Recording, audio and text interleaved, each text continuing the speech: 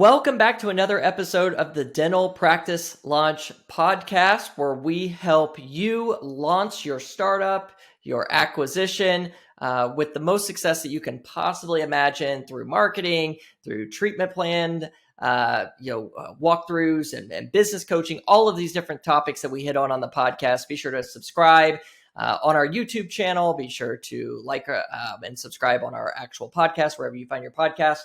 Really excited today. Everybody always wants to know, how can we get patients to accept treatment? You know, you put all the work in, you build this plan, and you know the patient needs this.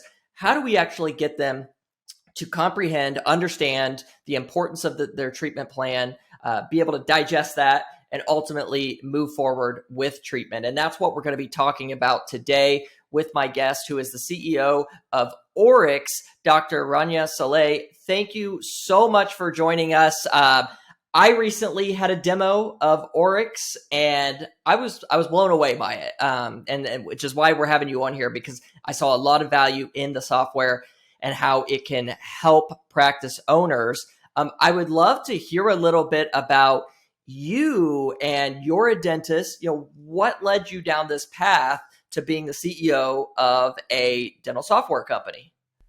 Yeah, thank you for having me. It was not planned to have a software company. I was a dentist. I was happy in my practice. I started as an associate dentist, like many of your listeners would start. And as I was doing that, I went to Pankey Spear. I wanted to become a better dentist, and then I ended up at the Koi Center. And I really liked how John does his treatment planning on the evidence-based literature. So I started practicing that kind of dentistry. And it was a bit hard to implement in a practice that wasn't mine. So I decided to have my own startup practice. It was in the middle of the financial crisis, 2009. That I started the idea, and I decided to go full fee for service. Everyone thought I was crazy, but I did it anyway. And I was doing a very comprehensive exam on every patient. I was giving every patient a personalized report when I finished. And that helped me grow my practice tremendously. So every treatment plan was almost accepted. Every patient was referring me someone, giving me a 5-star review. So I was able to really grow the practice, hire more associates, start another location, and then a third. And things were going really well. I got pregnant, had to be on bed rest. And my practice went in free fall. And I couldn't figure out what was going on, because we still had the same number of new patients coming in. We were still marketing the same. We still have all the same people. What I realized was the exam and the treatment planning is what was really different. And this is how I started a mini software, just doing exam and treatment plan to help my associates diagnose the same way I had learned at the Koi Center. And this is how the software the idea kind of started. I started showing it to other people. Everyone was interested in it. And Oryx was born. So this all started as kind of a way where you were personalizing the way that you were presenting your treatment plans to patients, which led to some of that tremendous growth that you had talked about in your practices. What was different that you feel like you were doing in your treatment plan presentation at that time versus maybe what was, traditionally taught or was seen in dentistry? Yeah, so I think when you explain to the patient the diagnosis first, it's very, very easy for them to say yes to your treatment plan because they understand where it's coming from. The mistake I feel a lot of dentists do, and I did before, is we kind of make the diagnosis very quickly in our head, which is typically the right diagnosis, and we're always rushed. So we tell the patient very, very quickly, you need a crown, you need a filling, you need this, you need that. And for them, it's like, why do I need all of this? And we don't always have the time to explain it, or sometimes it's the treatment coordinator just telling them, this is what you need. They go home and they're like, I need $10,000 worth of treatment. And they have no idea why. And I felt that going through a very systematic exam and giving the patient the risk assessment, understanding that your bite and jaw joint is doing great, but we have some issues with your gums. And that's why, like, we have X bleeding points, we have your bone is not where we would like it to be at your age, and that's why we need to do this treatment. Patients understand where that's coming from. And owning their condition before you present a treatment plan, I feel, is extremely important. So do you feel then that maybe it sounds like one of the mistakes that maybe dentists make is jumping into here's what needs to be done too quickly then before the patient actually understands? I think you had mentioned risk level. I would love to hear a little bit more about that and why you think that's so powerful for the patient to really understand that before you present the treatment. So I'll take a step back. So when you do an exam in Oryx, or when the patient starts with Oryx, they book their appointment either online or they call the office, they're completing forms. And just going through the forms, the medical and dental history, they're picture-based, very engaging. The patient is understanding their condition. So we're asking them, like, do your gums bleed sometimes? Are you happy with the way your teeth look? Are you ever ashamed to smile? Things that would give us an idea where the patient is at. And it's a great starting point for the dentist. And it makes them think about their condition. Then we go through a very systematic exam that takes about 7 minutes. And the software would spit out a risk assessment that you can either explain to the patient or the patient can take. So that risk assessment goes over 4 different categories. One is their gums, and it's all written in patient-friendly terms. So they're going to read about their gums and bone health, and they understand it's either green, I'm low risk, I'm healthy, I don't have to worry about it, or high risk. And then we go to their teeth hub, and we're going to tell them, like, you have these large restorations on 4 of your teeth, and that puts you at a high risk of fracturing these teeth.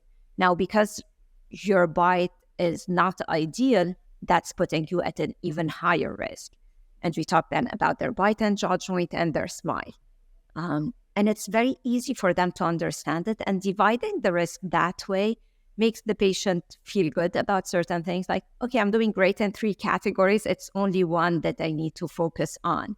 So you're separating that, and they understand that we can do Invisalign for you, or we cannot do this before we fix these other issues, or the other way around. So it distills it to the patient where they can understand it super easy, and they have the report in their hands. So when they go home, they have time to read it, to think about it. A lot of times patients in the chair are not listening. They just want to get the hell out of there.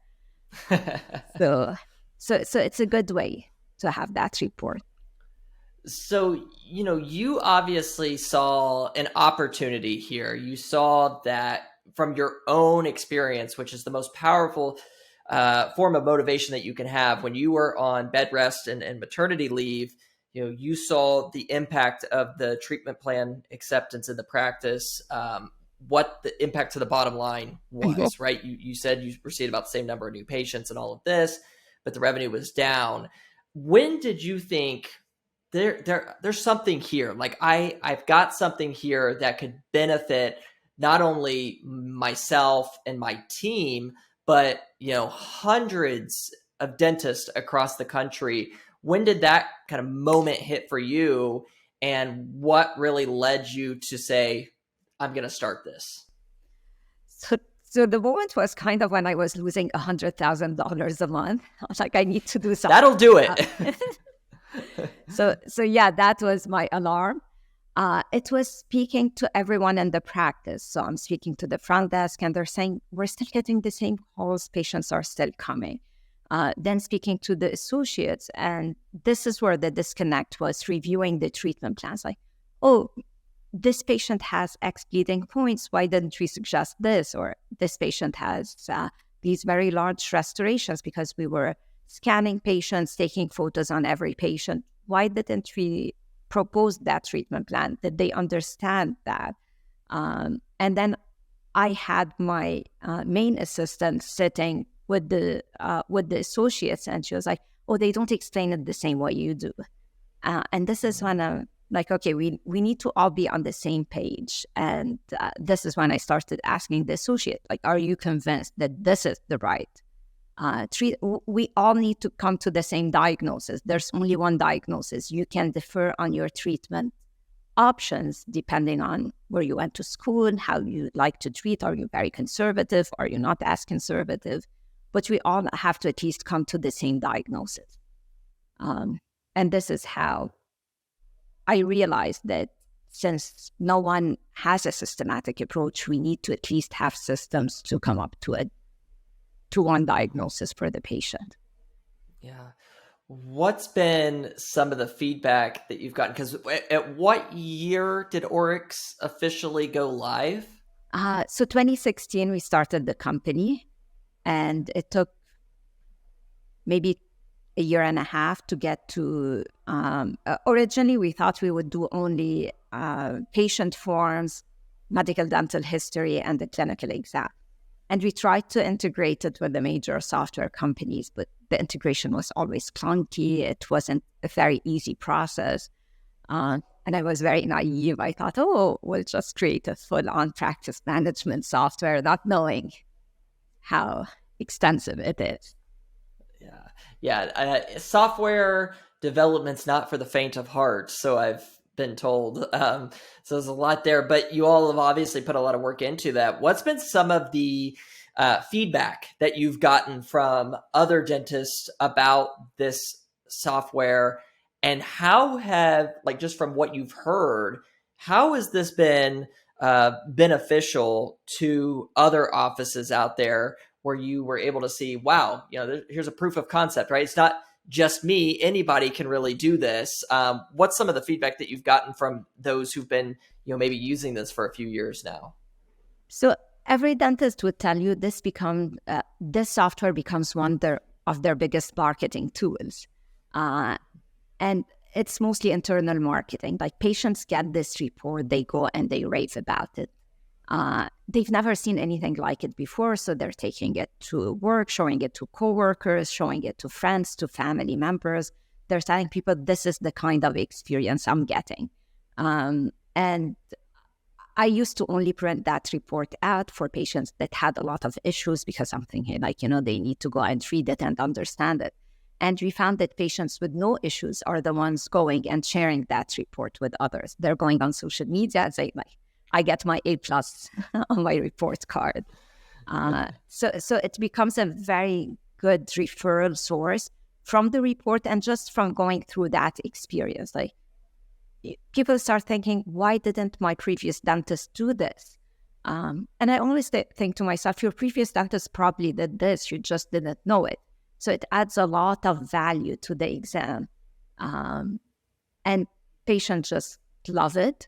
The other part where we've seen a lot of differences, people started to implement this on their website, talking about the patient journey and the patient experience. When you come to our office, we're going to examine you in these 4 different areas. You're going to walk out with this report completely understanding your condition. You're going to have a lot of say in your treatment. You're going to be better educated. So it's a great way of marketing your office. And that's the feedback that we're always hearing.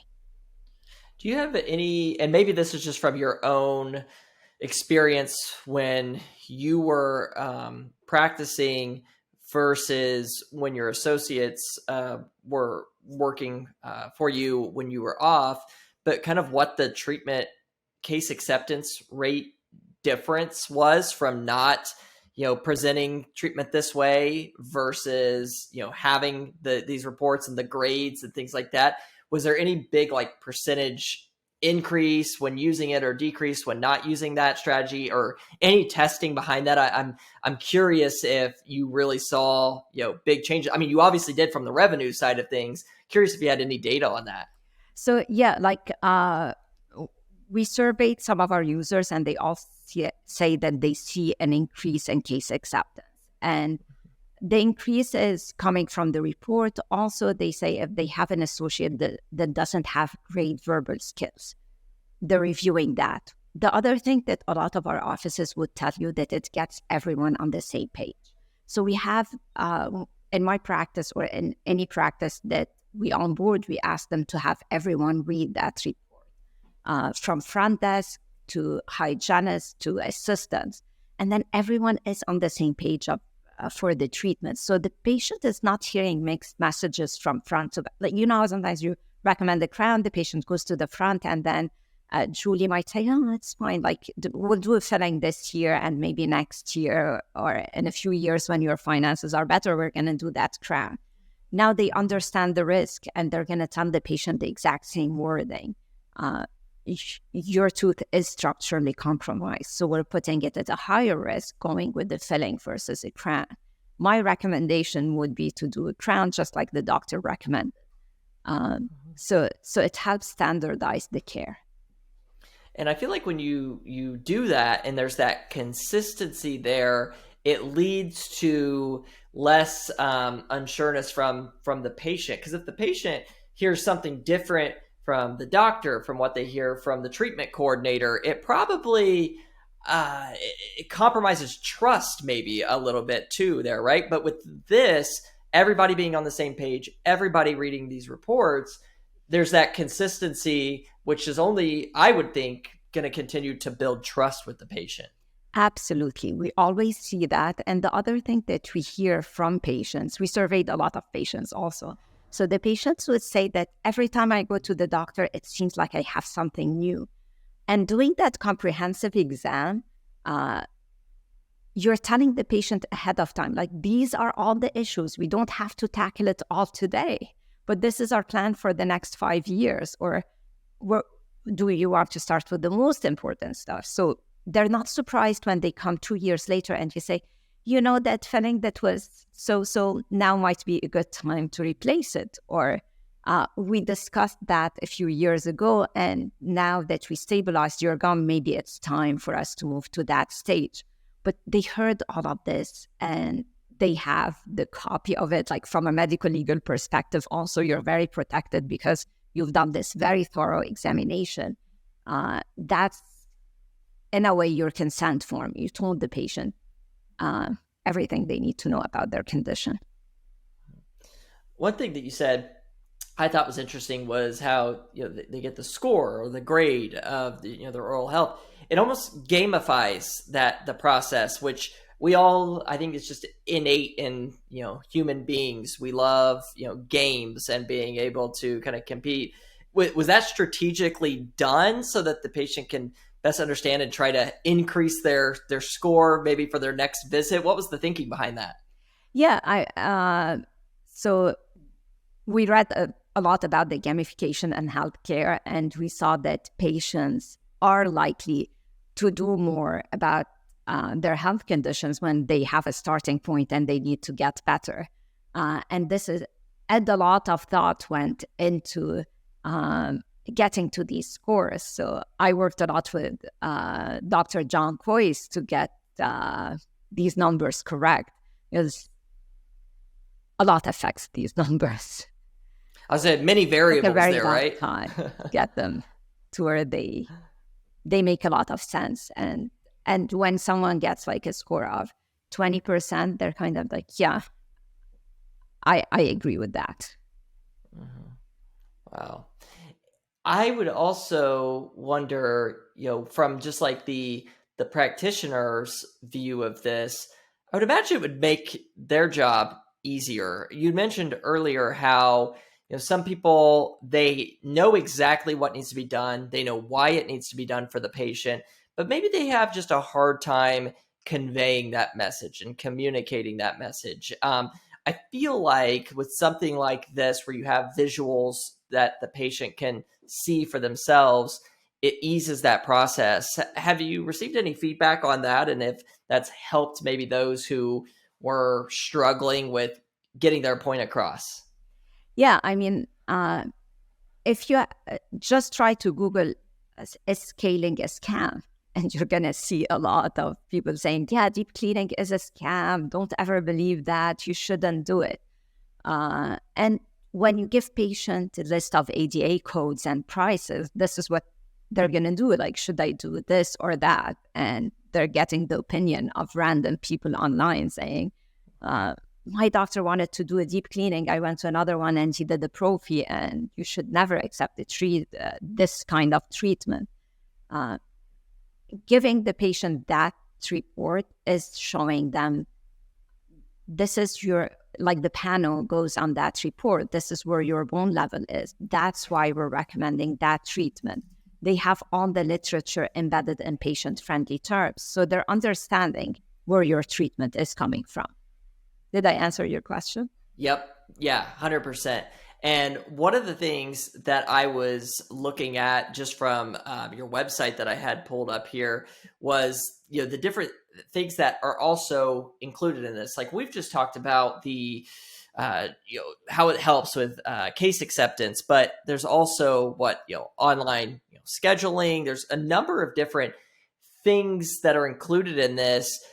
What was the thinking, and was it trying to just make this as comprehensive as possible? Because as a marketing company, that's one of the things that we hear from a lot of our offices is they have software for this, and then they have a different software for this, and then for this, and so there's a lot of different things that are going into to build the whole system. What was the mindset behind trying to bring the future of dentistry with online scheduling and these type of features into Oryx, as well as from the case, acceptance portion of it? So, as I said before, we tried to have it only as a clinical piece to integrate with other software. We realized that the patient experience is like from start to finish. Booking that appointment online, it's that continuity. A lot of software would allow you to have the forms, and our forms integrate as you're doing the exam. So you're looking at the gums, it's going to pop. You're going to have a pop-up of a dental history telling you the patient said that their gums bleed. You're doing the joint exam. A pop-up will come and tell you the patient said that their jaw pops. So you have that extra relationship with the patient. And it goes on the way to sending the claim to the insurance company, auto-attaching everything that you need for the claim to go faster. So we realized the process has to be seamless. And also a lot of market research where the biggest complaint of dentists at this point, before it was, we have our on-premise software and I'm going to buy 10 different solutions and make it work together. Now, as we have cloud software, the biggest complaint is, I don't want to buy 10 different solutions. I want my software to do everything for me and to do it seamlessly. And this is where the idea of we need to be an all-in-one practice and clinical management software. Yeah. And one of the things that I liked about it from just when I did my demo too, was you have all of these features in the software, but you also had some really visually appealing goals, analytics numbers for the practice that from, the marketing company side of things, we love that kind of data. We love being able to see that and having all of that, in one. And I think that's a good maybe segue to our listeners who are maybe new practice owners or considering being practice owners. The numbers and these type of things, tracking your analytics and knowing your cost per new patients and all of these different things are not necessarily taught in dental school, right? These are things that you kind of learn by the school of hard knocks or a great mentor. Can you just discuss a little bit about why that was such a big component too, and having all of these integrations into one, but then being able to see hygiene department, the doctor's production, all in kind of one place, and how beneficial do you feel like that is as a practice owner yourself? So I'll tell you, like when I was losing $100,000, I was like many of the dentists out there. I had no idea why I was losing that, and when we started developing this stayed in my mind. Like as dentists, we don't always look at all the metrics that we should be looking at. Am I losing production because the influx of new patients is decreased? Is it the referrals that are decreased? Is it the treatment acceptance. So there are multiple areas that you have to track to see where the system is failing. And we need to make it very easy. So like you present a treatment plan. It goes presented, accepted, in progress. Patient wants to delay it, so follow up, or completely rejected, and the reasons for rejections. So you start seeing a lot of rejections because of pricing. Then you might think, okay, maybe I'm highly priced on these procedures for my area. We collect a lot of data that is very actionable. You look at your dashboard and you know right away, like with the hygiene we have, and that's the beauty of tracking risk. We have this many patients that are high risk, but we only have 10% of the patients that are on a maintenance program versus prophy. So that makes it a much easier conversation with the hygienist that we have 20% of our patients that actually need maintenance that are on a prophy program, and we need to work on that. So I think once you have the numbers don't lie. That's exactly it. And that's what we tell, offices we work with too. It's like, once you have enough data that, the data can help you predictably scale the practice. And that's a perfect example. And it's what we tell our offices too. After we have enough data, we know, okay, if we spend, $2,000 a month on this campaign, and after a while, we know what our cost per new patient in the chair is. We know what the average, case acceptance is of that type of campaign for that particular patient. Then you start to figure out what your cost per, conversion is. And once you know that, it's just math from there, right? It's scaling that up. And this is something in the software that allows you to be able to see those numbers so you can more predictably scale your practice rather than trying to, throw darts at the wall and see what, hits. And I think that's something that we're going to be seeing more and more dentists, especially these younger dentists that are coming up. They're hearing this in the Facebook groups and their communities about how important tracking your numbers are. And I think this is something we're going to see happening more in dentistry, which is a great thing. We're starting to run out of time here. There's so much we could cover that we just didn't get a chance to. But really what I would love for you to do is, for our listeners, they're hearing this and they're like, I want to see what Oryx is about and see maybe how it can help them in their practice. What's the best way that they can get a time scheduled to learn all about it?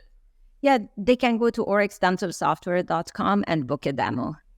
That would be... And it's ORYX for everybody listening. So Oryx, ORYX. Book that demo. Like I said, I did one myself. It was very thorough, easy to understand. Visually, I haven't seen anything quite like it with all the integrations and things that are built right into that software. So highly recommend checking that out. And before we leave, this is something I always like to ask my guests. As somebody who's open to practice, multiple practices, now you own a software company too. What's one big lesson if somebody is considering today, purchasing their first practice, starting their own practice, whatever it may be, and you were 25-year-old you, or however old when you were considering this in your mind, what's one big piece of advice that you would give to that new dentist considering starting their own practice? Go for it.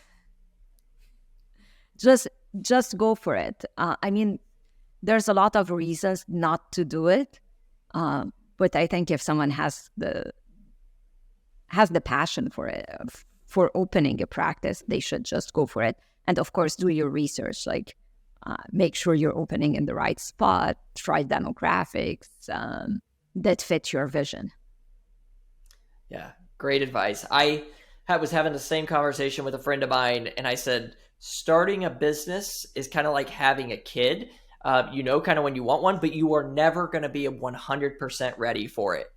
There's never the 100% perfect time to start a business or to have a child. It's just one of those things that you kind of learn as you go, get mentorship, get guidance, however you can, wherever you can, and go for it. I love that. Actually, I'd like to add one thing that was super important to me, and not because I'm on your podcast, but invest in marketing.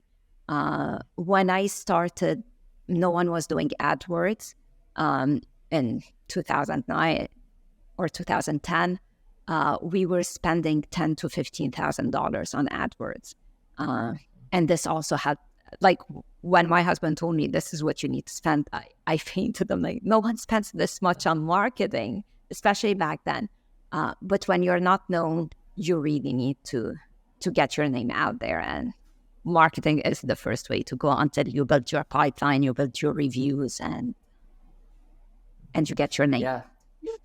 100%. I mean, marketing brings the patients in, and then those patients should refer other patients. And that's kind of how the cycle starts. So great advice there. Invest in yourself, invest in your marketing, invest in your practice. Definitely go give Oryx a try, do the demo. Again, I've seen it all in this industry over the years, and I highly recommend going and checking this out. And thank you so much, Dr. Saleh, for hopping on here with us today and sharing this. And maybe we'll have to bring you back on again soon and go through some of these other hidden gems that you, I'm sure, could share with us that we just didn't have time to hit through today. So thank you so much. Thank you for having me.